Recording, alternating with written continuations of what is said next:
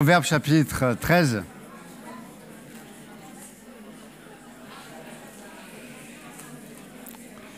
Verset 5. Proverbe chapitre 13. Donc, dans notre étude suivie du livre des Proverbes, nous en sommes au chapitre 13. Et on va reprendre le verset d'après, celui dont on s'était arrêté, je crois que c'était au verset 4. On avait vu le verset 4 il y a 15 jours. Et là, on va commencer au verset 5. Je voulais remercier aussi les pasteurs qui m'ont remplacé aussi, pasteur Michel Bino. La semaine dernière, merci beaucoup, pasteur. Excellent message, vraiment. Il faut que je m'absente plus souvent pour entendre ça. Et Benjamin, merci beaucoup. Je dis aussi vraiment, on a vraiment des trésors là, dans ces hommes de Dieu. C'est vraiment incroyable. Donc, verset 5. Donc, Proverbe chapitre 13 au verset 5. Le juste hait les paroles mensongères, le méchant se rend odieux et se couvre de honte. La justice garde celui dont la voie est intègre, mais la méchanceté cause la ruine du pécheur. Tel fait le riche et n'a rien du tout, tel fait le pauvre et a de grands biens. La richesse d'un homme sert de rançon pour sa vie, mais le pauvre n'écoute pas la réprimande. On va arrêter là. Et donc, dans le verset 5, il est parlé du juste et du méchant. Il est dit que le juste haït les paroles mensongères, le méchant se rend odieux et se couvre de honte. Il y a beaucoup de choses à voir déjà dans ce verset, mais c'est intéressant déjà de s'arrêter sur le juste et les paroles mensongères. Et le mot mensongère, là, en hébreu, c'est intéressant de voir une de ses premières occurrences dans les Écritures. C'est dans Exode chapitre 5, au verset 8. Vous savez, quand Moïse avec Aaron, son frère, vont voir Pharaon, et il lui demande de laisser aller le peuple pour qu'il puisse adorer dans le désert. Et le Pharaon, évidemment, refuse. Et dans le verset 8, Pharaon va dire, et on peut tourner ensemble, Exode chapitre 5.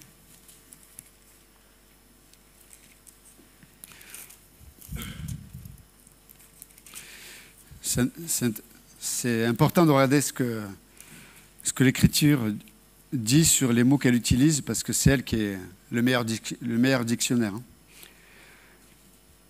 Donc il est dit,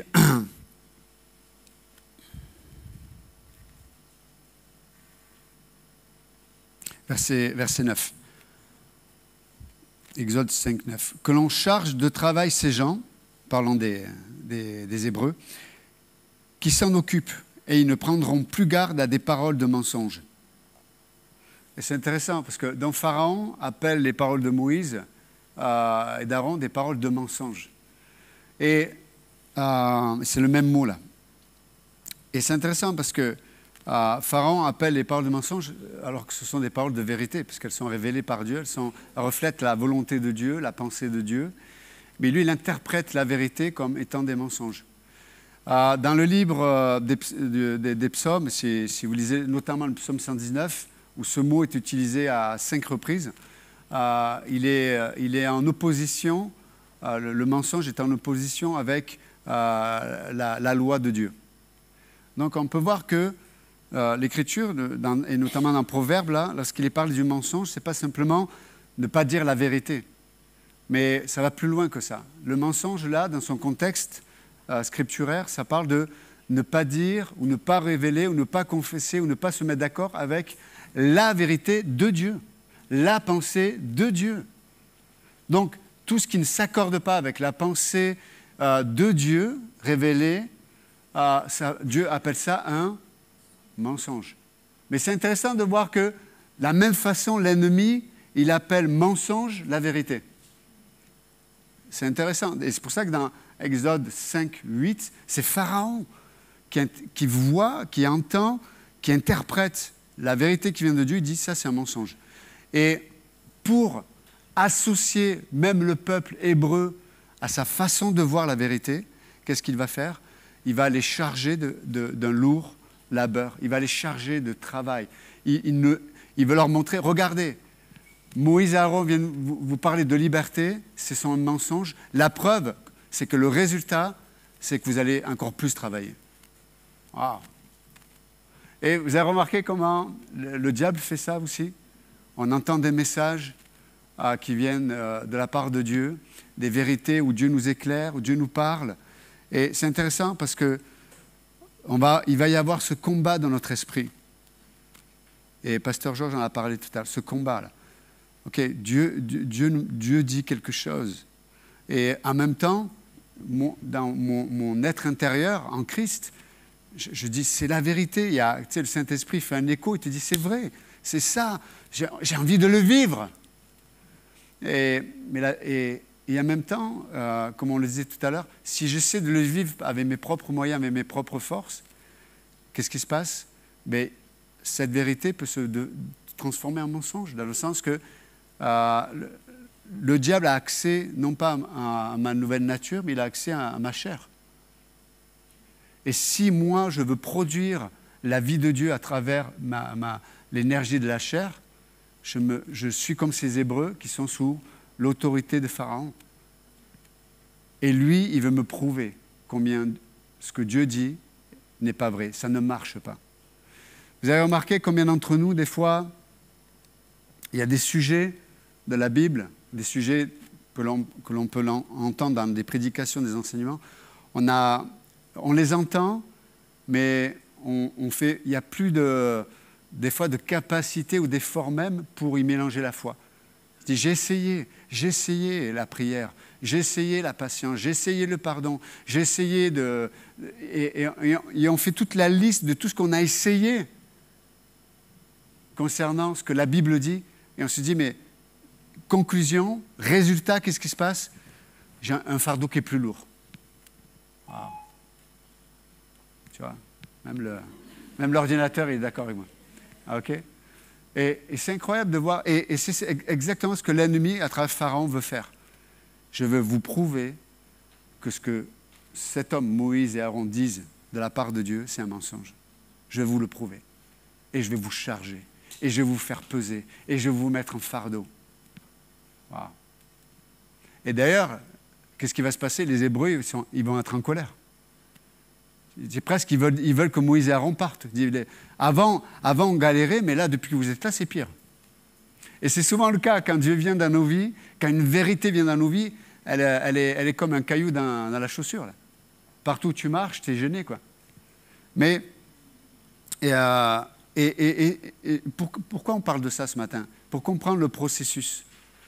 Parce que Paul dit, on n'est pas ignorant des desseins du diable. Vous êtes d'accord avec moi? Et des fois, lorsqu'on entend une vérité qui vient de la part de Dieu, tu sais, on associe notre foi, on s'attache à ce que Dieu dit, mais il faut comprendre le processus. Parce que si tu ne comprends pas le processus, tu vas interpréter la vérité comme étant un mensonge. Et tu vas interpréter le mensonge comme étant une vérité.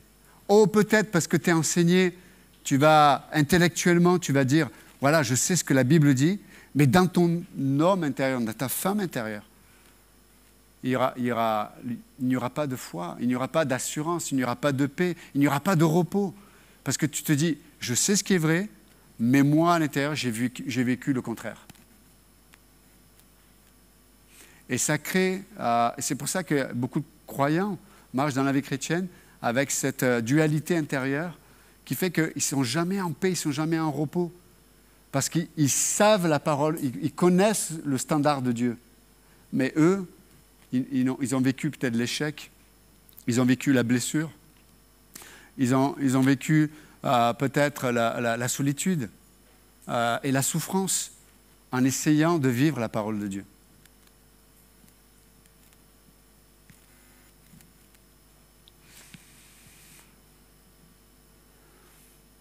La Bible est claire. La vie chrétienne est impossible. Vous avez bien fait de venir ce matin. Vous avez une bonne nouvelle. La vie chrétienne est impossible pour l'homme naturel. Impossible. Je ne serai jamais patient à la mesure de la patience que que la parole de Dieu nous demande d'avoir. Je ne serai jamais rempli d'espérance dans les situations qui sont complètement remplies de désespoir. Je ne serai jamais joyeux dans les situations où je suis dans la fournaise, où j'ai mal, où je ne vois pas l'issue. C'est impossible pour l'homme naturel de vivre la réalité de la vie de Dieu. Mais gloire à Dieu. Gloire à Dieu. Nous sommes devenus en Christ une nouvelle création. Et c'est pour ça que c'est important de comprendre le processus, parce que, vous savez, dans le processus, il va y avoir une transition. Le pasteur Georges en a parlé, tu as parlé de déclic. Mais c'est une transition. On passe d'une vie à une autre vie. On passe de ma vie naturelle qui essaie de marcher, et je vais arriver en essayant d'obéir à Dieu. Et c'est nécessaire d'essayer. Pas parce que ça va marcher, non. Mais en essayant, c'est là où Dieu va éclairer de façon non ambiguë ta chair. Vous savez, on a une capacité incroyable. L'homme naturel, sans Dieu, il a une force extraordinaire. Mais ça ne peut pas marcher, ça ne matche pas avec la vie de Dieu. Et donc, on est là, on entend la parole de Dieu, par exemple, si on prend le sujet, je ne sais pas moi, la prière. Et on est là et on va prier avec sincérité, honnêtement. On est là, on fait un programme de prière et une semaine passe et puis petit à petit, tu arrêtes. Pourquoi? Parce que c'est un effort naturel que l'on pratique. C'est avec notre propre capacité. On doit accepter la croix qui parle d'une transition. Passer d'une vie à une autre vie. Et pour passer à l'autre vie, il faut arriver au bout de l'autre. Si tu n'arrives pas au bout de ta propre capacité, comment tu peux accepter la grâce de la nouvelle vie? Ce n'est pas possible. Parce que tu ne seras pas capable de distinguer l'une de l'autre. Vous êtes avec moi ou pas? Et Dieu va faire un travail pour que tu puisses distinguer l'une de l'autre. Tu vas distinguer réellement la vérité du mensonge de la vérité. C'est tellement, tellement important de comprendre ça. Et dans ce processus, c'est pour ça que je parle de processus, il va y avoir une partie où tu vas essayer de le faire par toi-même. Et tu vas arriver à des impossibilités. Des impossibilités peut-être physiques, des impossibilités intellectuelles, des impossibilités même simplement de volonté. J'ai plus envie. Ça vous arrive ça? J'ai plus envie. J'ai pas envie de prier. J'ai pas envie de lire la Bible. J'ai pas envie d'être patient. J'ai pas envie de pardonner. J'ai pas envie de dire gloire à Dieu alors que j'en prends plein la tête. Et j'ai pas envie. Ça vous arrive ça ou pas? Ok. Moi jamais. Mais vous, je sais que. Ok. Et quand on arrive à ce point-là, c'est comme si Dieu dit, maintenant on va discuter. Est-ce que tu es prêt à accepter le moyen de changer de vie, de changer de capacité de vie? C'est là la croix en fait. C'est au moment de transition là. C'est pour ça que c'est par la foi, le juste vivra par la foi. C'est à un moment donné, Seigneur, je te fais confiance. Moi, j'ai plus envie. Moi, voilà, je ne peux pas. Et Dieu dit, c'est très bien, moi je peux. Christ en vous, espérance de la gloire. Le standard de Dieu ne s'adresse pas à toi, il s'adresse à Christ, en toi. Vous êtes avec moi ou pas? Le standard de Dieu ne s'adresse pas à toi, il s'adresse à Christ en toi. Ça, c'est glorieux, non? Et il n'y a pas de plus belle vie que de voir Christ manifester en toi. Tu dis, waouh! Les gens de l'extérieur vont dire, mais t'es différent. Tu as fait un travail sur toi? Non, non. Il y a une vie que j'ai reçue gracieusement, gratuitement, qui commence à avoir la place pour s'exprimer. Waouh! Mais tout le combat se fait dans nos pensées. Le combat, c'est là. dans tes pensées.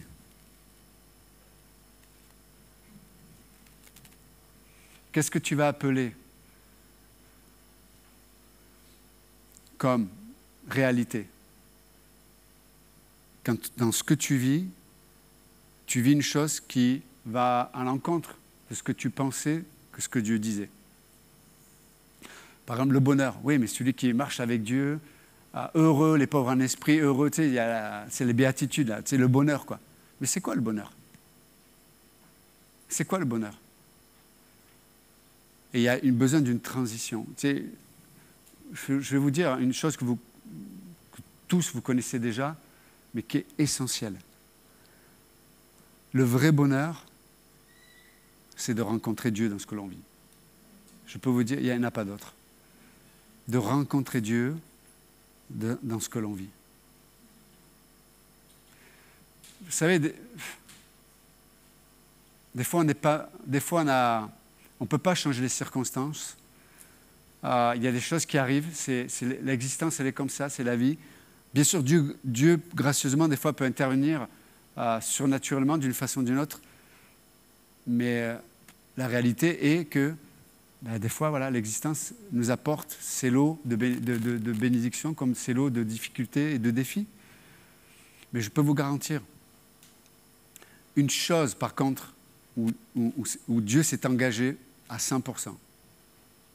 Dieu s'est engagé à 100%. C'est qu'il sera là, il va te rencontrer, il veut te rencontrer dans ce que tu vis. Ça, c'est vraiment la clé. Dieu ne nous garantit pas la guérison. Dieu ne nous garantit pas la richesse. Dieu ne nous garantit pas voilà, tout ce qu'on aimerait qu'il nous garantisse. Et des fois, on utilise des versets de la Bible pour s'inventer des réalités qui n'en sont pas. Il faut quand même ne pas oublier que dans les premiers siècles, les premiers chrétiens, lorsqu'il y avait des persécutions, là, tous, ils n'avaient pas la prospérité. Hein. Ils étaient chassés, vus comme des brigands. Certains étaient torturés, brûlés. Enfin, je veux dire, aujourd'hui, le christianisme, comme je l'ai dit il n'y a pas longtemps, c'est devenu une culture. Donc, il y a des choses à apprendre, même pour l'homme naturel.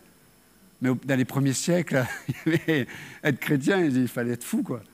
C'est quoi? Parce que l'homme naturel, la première question qui se pose, c'est quel est mon avantage?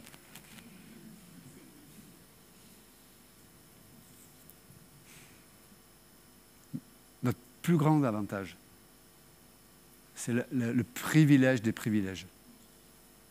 C'est de rencontrer Dieu.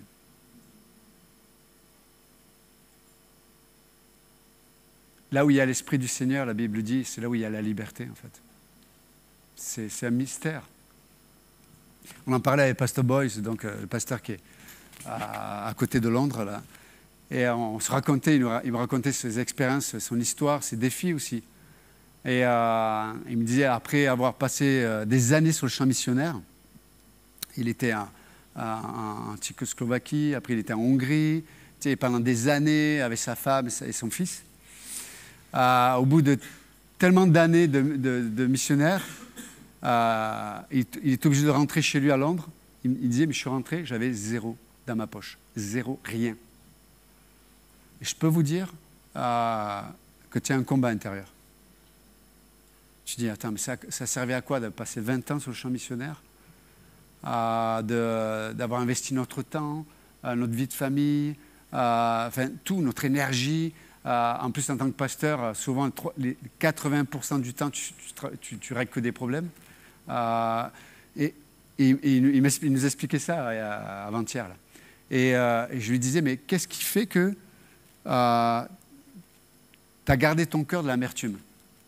Parce que j'ai rencontré plein de gens qui avaient servi Dieu et aujourd'hui, ils le regrettent. Ouais, j'ai passé 20 ans à servir Dieu, regarde, aujourd'hui, regarde, les gens étaient en colère. Regarde, j'ai rien, voilà. Je dis, ok.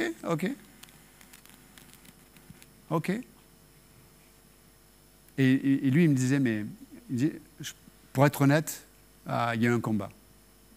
Tu es en colère des fois, contre les églises, tu es en colère contre les gens, tu es en colère contre le ministère, et in fine, tu es en colère contre Dieu. C'est ça, au fond. Mais on ne veut pas le dire. Il dit, mais c'était vraiment dans ma pensée avec ma femme. On a dû vraiment... c'était un combat, quoi. Mais à un moment donné, il est arrivé à un point de se dire, il y a un cheminement de raisonnement que j'ai refusé de nourrir. J'ai refusé de rentrer sur ce terrain-là. Parce que chaque fois que je rentrais sur ce terrain-là, je perdais le contrôle et ça amenait la confusion, ça amenait l'agitation, ça amenait la colère, ça amenait l'amertume.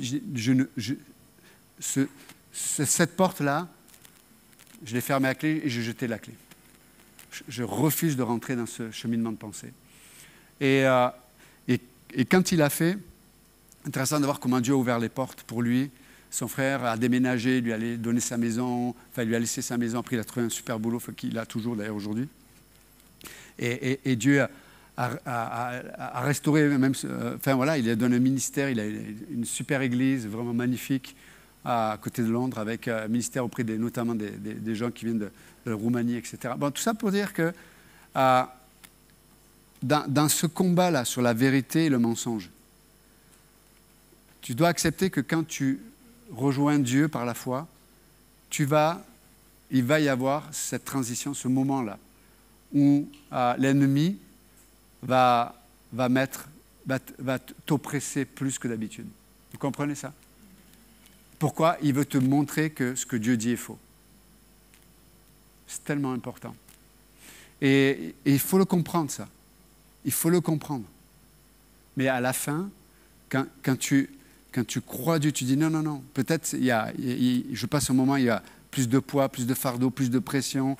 Il y a des situations qui vont contre moi. Pas une, vous savez comment ça se passe. Hein? Ce n'est pas une situation, c'est d'un coup, plusieurs situations en même temps, on dirait qu'ils se sont parlé. Ça vient contre toi. Le travail, la famille, le physique, voilà. C'est parce qu'il y a quelqu'un qui s'agite. L'ennemi s'agite, pourquoi? Parce qu'il voit que Dieu est venu semer la vérité et il veut transformer cette vérité en mensonge. Donc là, pour revenir à Proverbe 13, verset 5, le juste, j'aime ça, il prend une position de haïr le mensonge. Il haït le mensonge. Tout ce qui va à l'encontre, n'oublie pas, le mensonge c'est quoi? Tout ce qui va à l'encontre de la pensée de Dieu. Le mot haïr là, c'est littéralement devenir un ennemi. Tout ce qui vient dans mes émotions, dans mes pensées, dans mon cœur, dans la confession, tout ce qui va à l'encontre de la parole de Dieu, tu es mon ennemi. Et c'est fort, hein? Là, en hébreu, là, c'est fort ce que l'auteur est en train de dire. C'est que il y a vraiment une position intérieure que tu dois avoir. Si tu ne l'apprends pas, tu es en danger. Tu es en danger. Et vous savez pourquoi on est en danger? Je veux dire, juste pour finir, c'est que, vous savez, vous avez vu un parent, par exemple, qui a un enfant qui est en danger, ou quelqu'un qui le met en danger, l'intention du parent de protéger l'enfant. Tu sais pourquoi? Parce que la mesure de l'amour que le parent porte sur l'enfant va être la mesure de la réaction qu'il va avoir pour protéger son enfant. De la même façon, la mesure de l'amour qu'on a pour Dieu va être la mesure de la haine qu'on va avoir contre le mensonge. Est-ce que vous êtes avec moi? Donc la clé, c'est très important ce matin, c'est de faire attention à toutes les sources dans ma vie qui m'empêchent d'être nourri dans l'amour de Dieu. Parce que c'est l'amour de Dieu qui élargit mon âme pour aimer Dieu. Vous êtes avec moi? Se laisser aimer de Dieu, se laisser aimer par Dieu, va te permettre d'avoir l'amour pour Dieu. Et à la mesure de l'amour que tu as pour Dieu, sera de la mesure de la position que tu vas prendre contre le mensonge. C'est vraiment important de comprendre ça. Donc, souvent on se bat contre le mauvais ennemi. On se bat contre, mais il faut que je sois plus dur, il faut que je me tienne plus pour la vérité contre le mensonge. Non, Regarde, dans ta vie, dans ton âme, qu'est-ce qui entretient le fait que tu te laisses aimer par Dieu? C'est la clé. Être aimé par Dieu. Sentir l'amour de Dieu, comprendre l'amour de Dieu, se nourrir de l'amour de Dieu. Et c'est cet amour que tu reçois de Dieu qui va te donner la bonne position contre le mensonge, pour la vérité. Dans ce que tu vis, dans les relations que tu as avec les uns et les autres. Et ça, c'est vraiment, vraiment important. Donc ce matin, on va être comme ce juste. Le juste haït les paroles mensongères, mais le méchant se rend odieux, se couvre de honte. C'est intéressant parce que le mot se rend odieux, littéralement, en hébreu, ça signifie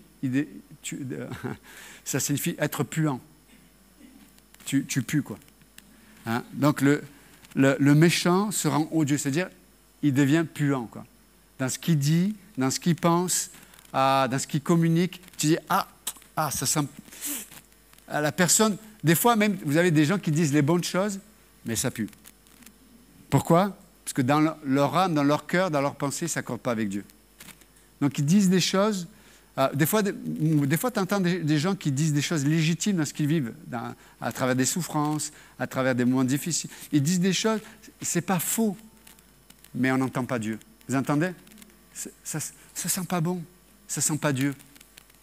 Ça sent pas Dieu. Donc le méchant se rend odieux et littéralement, il se couvre de honte. C'est intéressant. Là, ça parle de couverture. C'est-à-dire que ce qui l'empêchait de révéler sa nudité, ça ne tiendra pas. Il y a des gens qui utilisent la doctrine, qui utilisent la parole de Dieu pour cacher leur nudité. Mais leur motivation, ce n'est pas de vivre la parole de Dieu ou de s'harmoniser avec la pensée de Dieu, non. Ils utilisent la parole de Dieu pour, quelque part, préserver leur ego, préserver. Vous savez, et souvent, c'est les gens qui se positionnent toujours en victime. Vous êtes avec moi ou pas? Non. Tant que tu te positionnes en victime, tu te couvres d'une couverture qui ne pourra pas te protéger. Et là, il est dit que le méchant se rend odieux et se couvre de honte. Voilà, littéralement, le mot honte, c'est être rougir ou de confusion. Vous savez, la confusion, c'est quoi? C'est que tu as peut-être de la vérité, mais tu ne sais pas dans quel tiroir tu l'as rangée. Vous savez, quand vous cherchez des factures, des fois, tu ouvres ton tiroir avec les factures, les machins, et tu passes 1 heure à chercher, tu ne trouves pas. Puis après, quand tu ne cherches pas, tu la retrouves. Et c'est ça, la confusion, c'est que tu as les bons éléments, mais tu ne sais pas où ils sont. Et bien, le méchant, qui quelque part ne se positionne pas vis-à-vis de la vérité, il est confus. Il ne sait pas où c'est, il ne sait pas comment faire, il est perdu. Il est tout nu, en fait. C'est ça, en fait. Il se couvre de honte. Sa couverture, c'est ce qui va révéler sa nudité. Wow. Gloire à Dieu. Nous, la couverture que Dieu nous propose, elle nous habille. Christ en nous. C'est pas glorieux, ça? Et c'est pour ça que je suis couvert dans le sens que je ne suis pas mes échecs, je ne suis pas mes faiblesses, je ne suis pas mon caractère, je ne suis pas ce que mes parents m'ont inculqué. Non, ce que je suis, c'est ce que je suis en Jésus-Christ. Il est ma couverture. Et quand il y a l'ennemi qui vient me condamner, parce que la Bible dit qu'on a cet ennemi qui jour et nuit, il vient nous insuffler des mensonges. Non, je suis couvert par le sang de Christ, je suis couvert par la parole de Dieu, je suis couvert par le corps de Christ. On est couvert, on n'est pas tout nu. Non, mes amis, vous ne me verrez pas tout nu. Hein, non. Hein? Je suis habillé par Jésus-Christ. Et ça, c'est glorieux. C'est pas merveilleux, ça? Et, OK. Merci encore, Seigneur, pour cette matinée, pour ta parole. Voilà, ce qui venait de toi, Seigneur, que ça puisse nous amener plus proches de toi. Ce qui venait de toi ce matin, Seigneur, que ça puisse nous faire grandir notre désir de te connaître. Merci, Seigneur. On aime tellement ce passage qui dit, mais un jour dans tes parvis, parce que tu es là, valent mieux que 1000 ailleurs. Seigneur, quel privilège d'être dans ta présence, au milieu de ton peuple. Donc, bénis le reste de cette journée dans le nom de Jésus. Amen. Que Dieu vous bénisse.